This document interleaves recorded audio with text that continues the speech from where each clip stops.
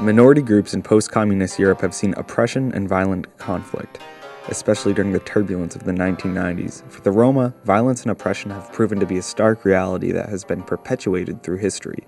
For instance, Vlach Roma were enslaved in Wallachia. The Roma were also the only other ethnic group besides Jews who were condemned to die in the Holocaust. After the fall of the Soviet Union and the establishment of democratic states in Central and Eastern Europe, ethnic nationalism was given room for expansion. This expansion in turn led to an increase in ethnic tension and dramatic ethnic conflicts throughout the region. Groups who had felt voiceless within the communist system grasped at the opportunity to expand their power, although this often came at the expense of minority groups. In turn, a high degree of politicized ethnicity developed in Central and Eastern Europe, which economic benefits and political representation are largely based on.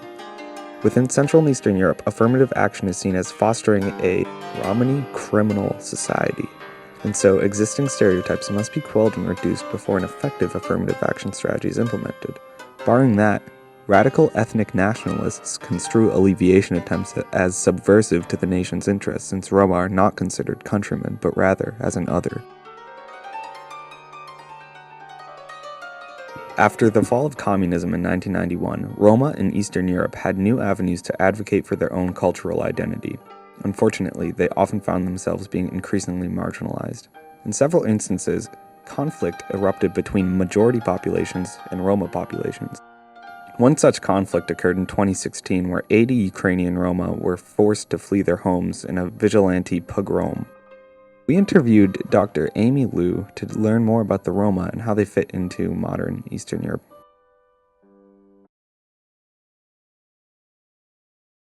I think they're generally not liked across Eastern Europe as a whole, and it's hard to actually get reliable survey data, in part because people don't want to be honest about how much they dislike Romas. But unfortunately, this is a frequently asked question on surveys, and there's one common question would be, who do you not want as neighbors? So there's usually a battery of groups that are listed: Jews, Romas, Muslims, vegetarians, things like that. And what we do see is unfortunately a very steady increase over time of Romas being named as undesirable neighbors.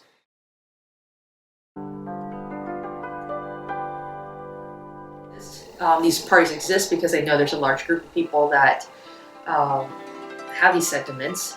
But for parties like Jobbik in Hungary, for example, it's not simply about being anti-Gypsies or anti-Romas. It's actually just about anti-everyone. Everyone that's not a Hungarian. And so they frequently come together.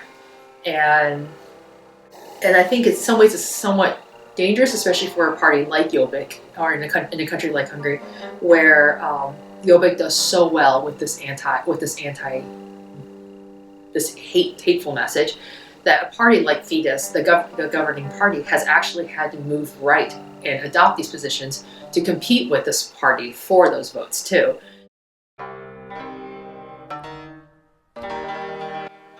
So I think politically there are a couple countries, I think Romania is one of them, that has quotas for Roma representation in the legislature. So, at least that guarantees something there.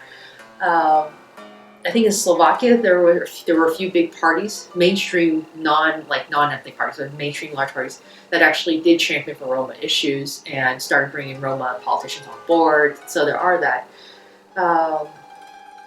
Some of it. There are some politicians and some parties that actually do work to try to promote these programs, but I think it's still pretty much too far and too few.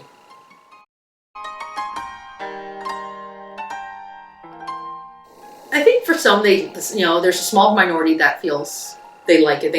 They're happy to see that. But I think as a whole, they're either just indifferent, or if they realize it comes at an expense of some program to them, it's pretty negative.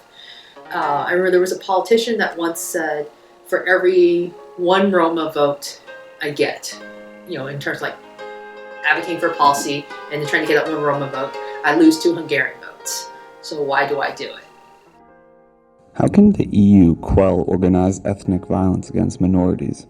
This question is difficult to answer because on the one hand, affirmative action policies are the fair and liberal way to alleviate the burdens of ethnicity on minority groups. However, on the other hand, they serve to mobilize the discontented of the majority.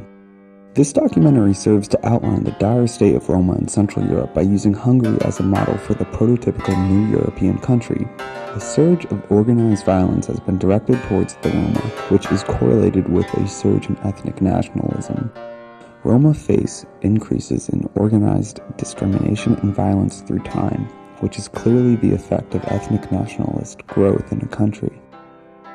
In order to better confront concerns such as pogroms and mass ethnic conflict, the governing states must first address and understand the effects of ethnic nationalism in relationship to violence.